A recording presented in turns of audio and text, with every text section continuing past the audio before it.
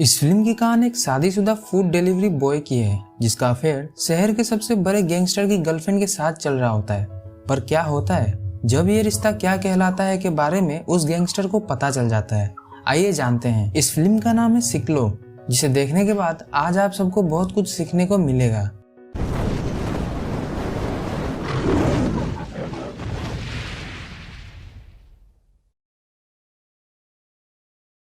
Film की शुरुआत Ringo नाम के एक बड़े ही मेहनती फूड डिलीवरी बॉय से होती है। वो दिन भर अपनी बाइक लेकर शहर के इस कोने से उस कोने तक फूड डिलीवरी किया करता था। वो अलग बात है कि रिंगो हर पार्सल में से एक बाइट जरूर ले लिया करता था, जो कि उसकी बेहद गंदी आदत थी। दिन भर बाइक राइडिंग के बाद जो 100-200 मिलते थे उसी से उसके घर का गुजारा हो रहा था। रिंगो की इस नाकामी की वजह से उसकी वाइफ सारा उससे हमेशा ही नाराज रहा करती थी।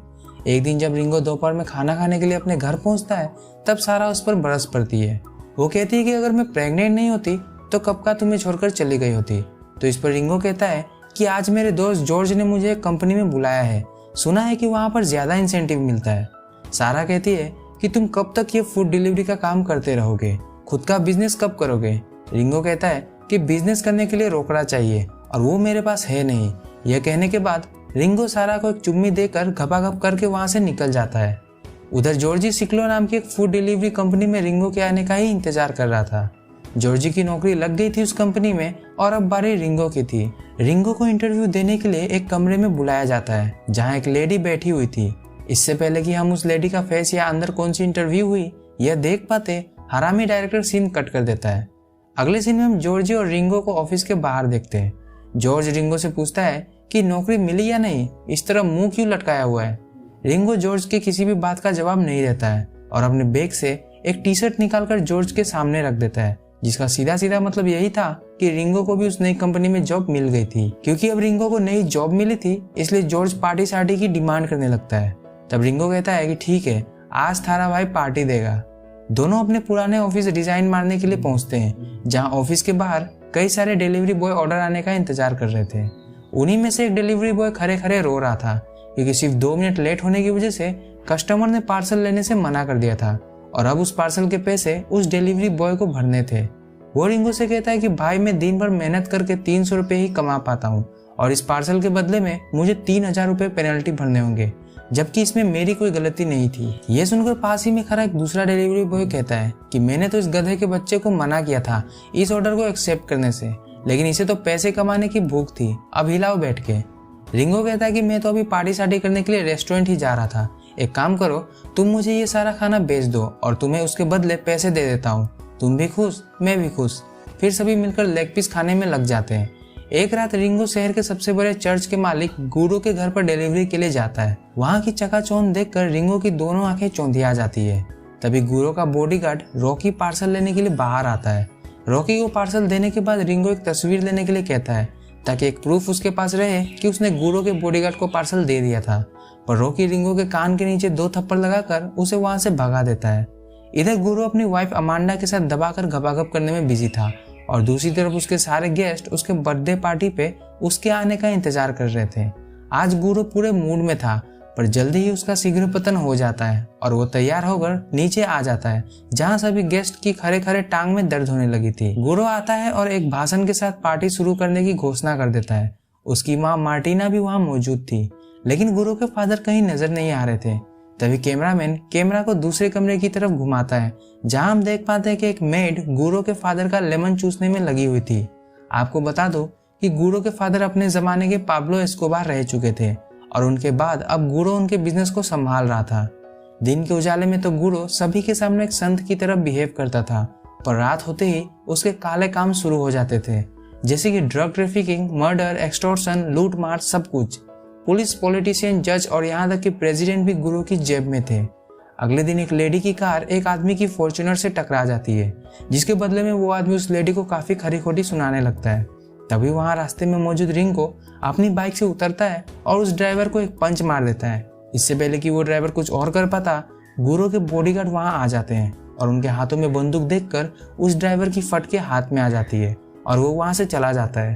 पर रात होते ही गुरो के बॉडीगार्ड उस आदमी को घेर लेते हैं और गोली मारकर उस आदमी की हत्या कर देते हैं। एक दिन रिंगो पार्सल लेकर उसी एड्रेस पर पहुंचता है जहां वही लड़की रह रही थी, जिसके ऊपर उस दिन वो ड्राइवर चिल्लम चिल्ली कर रहा था। उस लड़की का नाम मोनिका था और वो रिंगो से कहती है कि मैं अपना पर्स घर में ही भूल गई हूँ, चलो अंदर में तुम्हारे पैसे दे दूंगी। घर के अंदर जाकर मोनिका रिंगो को 2000 का एक नोट थमा देती है, जबकि बिल सिर्फ 500 रुपए की ही थी। मोनिका कहती कि यह तुम्हारी टिप है। तब रिंगो पूछता है कि मैम आप वही हो ना जिसकी गाड़ी उस दिन ठुक गई थी? मैंने ही उस आदमी को पंच मारा था। उस बेवकूफ को एक लेडी से कैसे बात करनी चाहिए यह भी पता नहीं है। यह बात सुनते ही मोनिका 2000 का एक और नोट निकालकर रिंगो को दे देती है, सिर्फ इसलिए क्योंकि रिंगो ने उस ड्राइवर को उस दिन पंच मारा था। फिर रिंगो वहां से चला जाता है। रात में मोनिका के घर पर गुरो आता है, जो कि उसका बॉयफ्रेंड था। डिनर के बाद गुरो मोनिका के साथ घपाघप करने लगता है, पर एक बार फिर जल्द ही गुरो का शीघ्र पतन हो जाता है और वो अपने छोटे चतन को लेकर वहां से चला जाता है। अगले दिन दोबारा रिंगो पार्सल लेकर मोनिका के पते पर पहुंचता है, जिसे देखकर मोनिका थोड़ी अपसेट हो जाती है। वो कहती है कि पिछली बार की टिप से तुम्हारा मन नहीं भरा था जो दोबारा आ गए। रिंगो कहता है कि मेरा ऐसा कोई भी इरादा नहीं था। तभी रिंगो की नज़र मोनिका के भीगे हुए कपड़ों पर पड़ती है। वो कहता है कि सॉरी मैम, मैं गलत समय पर आ गया और आपको नहाने के वक्त डिस्टर्ब किया।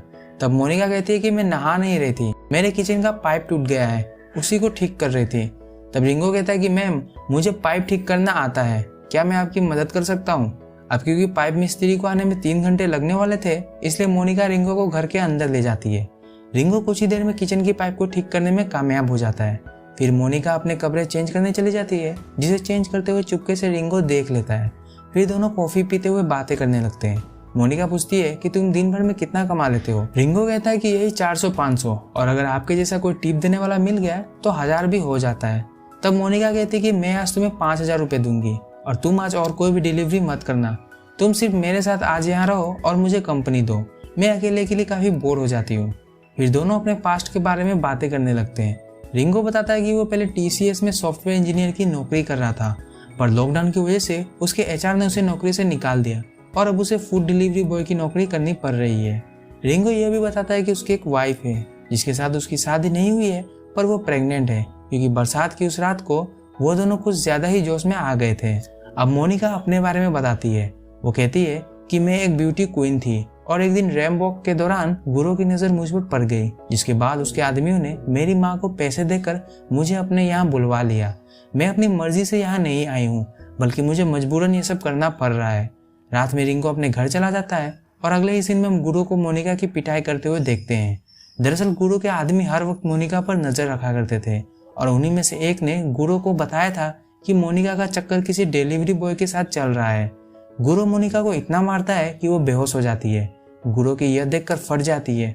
उसे लग रहा था कि उसने मोनिका की जान ले ली है और वो घबराकर वहां से निकल जाता है। थोड़ी देर बाद रिंगो भी मोनिका के घर पहुंचता है, क्योंकि आज मोनिका उसके मैसेज का रिप्लाई नहीं दे रही थी। कमरे के अंदर जाते ही रिंगो की नजर बेहोश पड़ी हुई मोनिका पर पड़ती है, जिसके चेहरे पर काफी ज्यादा चोट आई हुई थी। रिंगो फटाफट से मोनिका की मरहम पट्टी करने में लग जाता है। इधर गुरु अपने फादर के पास रोता हुआ आता है और उन्हें बताता है कि उसने मोनिका की जान ले ली है। हालांकि वो ऐसा करना तो नहीं चाहता था, पर वो अपने गुस्से पर काबू नहीं रख पाया। अगली सुबह मोनिका की नींद खुलती है और वो देखती है कि रिंगो भी उसके सामने ही बैठा हुआ है। वो तुरंत रिंगो को वहां से जाने के लिए कहती है, क्योंकि यह सब उसके ही वहां पर आने की वजह से हुआ था। रिंगो कहता है कि बात क्या है, मुझे बताओ तो सही, हो सकता है मैं तुम्हारी कुछ मदद कर सकूं। मोनिका कहती है कि मुझे यहाँ से भागना है, मैं यहाँ और 1 सेकंड भी नहीं रहना चाहती हूँ। रिंगो कहता है कि मैं तुम्हारी यहाँ से भागने में मदद करूंगा, तुम टेंशन मत लो।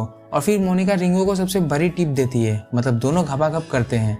इधर गुरु की वाइफ अमांडा भी गुरु के बॉडीगार्ड रॉकी के साथ घपाघप करने में लगी हुई थी, पर साला रॉकी भी शीघ्र पतन का मरीज निकलता है। रॉकी से ठुकवाने के बाद जब अमांडा अपने बेडरूम में जाती है, तब उसके पैरों के नीचे से मानो जमीन ही खिसक जाती है, क्योंकि सामने फांसी पर गुरु लटका हुआ था। पता चलता है कि उसने मोनिका के कत्ल करने के दुख में सुसाइड कर लिया है। एक दिन रिंगो पार्सल डिलीवरी करने एक आदमी के पास जाता है और वो आदमी एक बॉक्स रिंगो को देते हुए कहता है कि इसमें एक PS5 है, जिसे तुम्हें एक पते पर पहुंचाना है। मेरा इतना काम कर दो और ये रहे पूरे 10,000। रिंगो उस पार्सल को डिलीवरी करने के लिए निकल जाता है, लेकिन तभी रास्ते में उसे कॉल आता है। कॉल पर एक आदमी था और वो रिंगो से कहता है कि किसी भी अनजान आदमी से तुम पार्सल मत लेना, वरना तुम बहुत ही बड़ी मुसीबत में फंस जाओगे। अब क्योंकि रिंगो ने पार्सल ले लिया था, इसलिए उसे पता चल चुका था कि वो किसी मुसीबत में फंस चुका है। इसलिए वो उस पार्सल को डिलीवर करने की जगह सीधे मोनिका के घर जाता है और उसे वहां से अपनी बाइक पर बैठाकर शहर छोड़ने के लिए हाईवे की तरफ निकल जाता है। रास्ते में दोनों एक रेस्टोरेंट में रुकते हैं, वहां खाना खाते हैं, फिर एक झरने के नीचे जाकर पानी में इंटीमेट भी हो जाते हैं।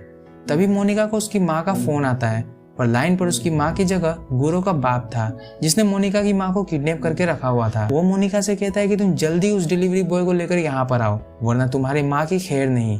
क्योंकि मोनिका अपनी माँ से बहुत प्यार करती थी, इसलिए वो कहती है कि मेरी माँ को कुछ मत करना, मैं आ रही हूँ।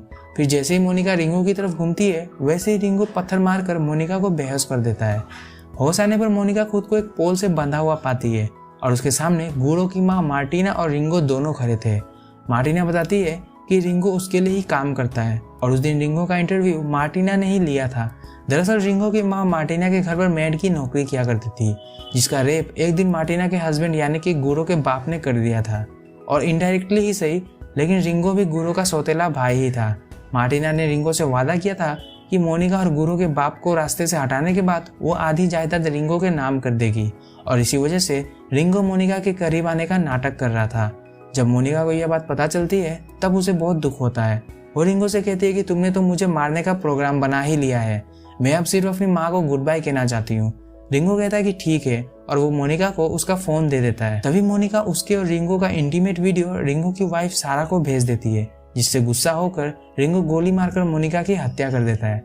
उधर गुरु के बाप ने मोनिका की माँ की भी हत्या करवा दी थी। थोड़ी ही देर में मार्टिना रिंगो को लेकर अपने हस्बैंड के पास पहुंचती है, जहां रिंगो पलक झपकते ही 1v4 क्लच करके गुरु के बाप और उसके सभी बॉडीगार्ड की गोली मारकर हत्या कर देता है। अब मार्टिना का रास्ता पूरी तरह से साफ हो चुका था और अब वो रिंगो की तरफ गन तान देती है, लेकिन तभी रिंगो भी गन मार्टिना की तरफ तान देता है और दोनों एक दूसरे की जान ले लेते हैं। अब आप सोच रहे होंगे कि मार्टिना ने अपने हस्बैंड को क्यों मरवाया। दरअसल एक रात गुरु के फादर ने रॉकी के साथ मिलकर गुरु के खाने में जहर डालकर उसे मार डाला था और उसकी लाश को फांसी पर लटका दिया था, ताकि सबको यही लगे कि गुरु ने मोनिका की मौत के दुख में आकर सुसाइड कर लिया है। और यह बात मार्टिना ने सुन लिया था और रिंगो को तो बस मार्टिना यूज कर रही थी। इधर सारा का रो रो कर बुरा हाल था। एक दिन रिंगो का फ्रेंड जॉर्ज उसी पार्सल को लेकर सारा के घर पहुंचता है, जिसे डिलीवर करने के लिए रिंगो को 10,000 रुपए मिले थे। रिंगो ने उस दिन उस पार्सल को डिलीवर करने की जगह खोलकर देखा था, जिसके अंदर बहुत सारे पैसे थे, और उसने उसे वापस से पैक करके अपने दोस्त जॉर्ज को दे दिया था और कहा था कि इस पार्सल को मेरी वाइफ तक पहुंचा देना। सारा उन पैसों को लेकर शहर छोड़कर हमेशा के लिए कहीं दूर चली जाती है और यह मूवी यहीं पर खत्म हो जाती है। आई होप आपको वीडियो पसंद आया होगा। मूवी आपको टेलीग्राम ग्रुप में मिलेगी और टेलीग्राम ग्रुप का लिंक आपको डिस्क्रिप्शन में मिलेगा। तो आज के लिए इतना ही। वीडियो पसंद आया तो वीडियो को लाइक और चैनल को सब्सक्राइब जरूर करें। तो हम मिलेंगे आपको अगली वीडियो में एक नई मूवी के साथ। तब तक के लिए गुड बाय।